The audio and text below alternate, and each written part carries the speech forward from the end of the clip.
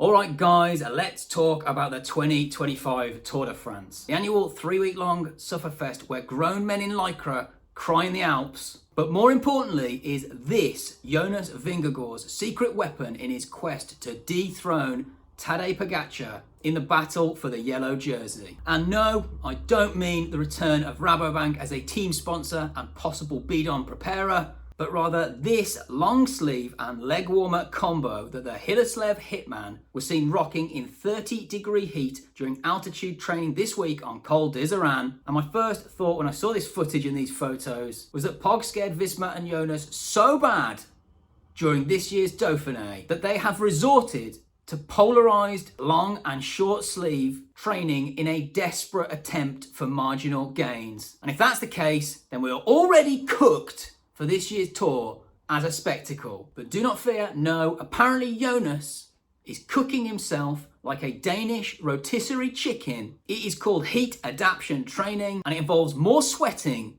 than a Portuguese Pro Conti rider in a post-race doping control. It has been the buzzword recently, and we know Remco has been doing it. So really, it's no surprise to see yellow and newly minted green jersey candidate Vingegaard doing the same thing. So it looks like Jonas is banking on the heat. He's got spreadsheets, he's got recovery products, he's got state-of-the-art cooling technology, he's got 2 fans and a towel boy. Apparently, sitting in 40-degree heat makes your blood thinner, your mitochondria stronger, and your ability to tolerate suffering going up by 6.7%. Unless you're Pogacar, who already operates at supernatural level. Meanwhile, Pogacar is over here sipping espressos and riding volcanoes for fun.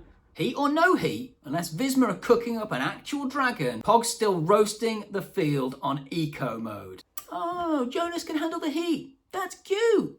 Let's see how he handles Pog attacking at altitude at 450 watts whilst reciting Shakespeare mid-attack. Pog's version of heat training probably involves doing hill repeats at 8 watts per kilo while smiling at his suffering teammates like he's in a bad toothpaste commercial. In every single clip I saw of Jonas at the Dauphiné, every time he was interviewed, he looked like he was in a hostage video. Calm, robotic, slightly terrified. I almost expected him to blink twice to tell us he was in danger. So you have to wonder if this is a desperate last roll of the dice for our favourite former fishmonger after the smashing he and Team Visma Lisa bike received at the Dauphiné last week. Well, the answer is probably not. This probably was the plan before the Dauphiné, but it is funny to imagine Visma being that terrified of what they saw that they'd be willing to do quite literally anything and everything to gain an edge. I wouldn't be surprised to find a leaked photo from the Visma Bang bus with a Poggy voodoo doll with needles through its eyes stapled to the wall, with Kuss whispering Slovenian curse words, whilst Jorgensen draws a chalk circle and Lanterne Rouge rocks back and forth praying in the corner.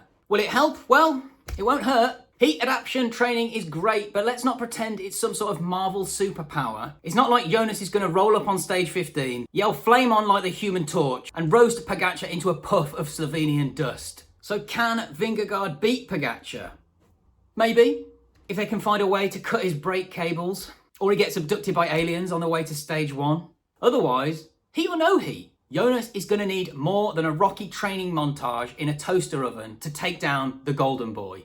You can't tell me at this point that they're not desperately monitoring Pog's aura or something like that to try and get an edge. Rumour has it that the latest additions to the race bus are a psychic and a tea leaf reader. But if you ask me, their best bet is to try and tempt Pog's ADHD boredom into going for the stage win in the first week and a half of the tour, before all the climbing starts, in the hopes that he's either peaked too early or they get him to waste his form. After the Dauphiné, the word coming from Jonas and Visma was that the numbers were good, they were roughly where they wanted to be, and they want to see some more improvement before the tour. That being said, I have to agree with Mark Madio, who said that Pogacar mentally crushed Vingegaard during the 1-week stage race. He certainly looked a bit defeated after stage 6 anyway.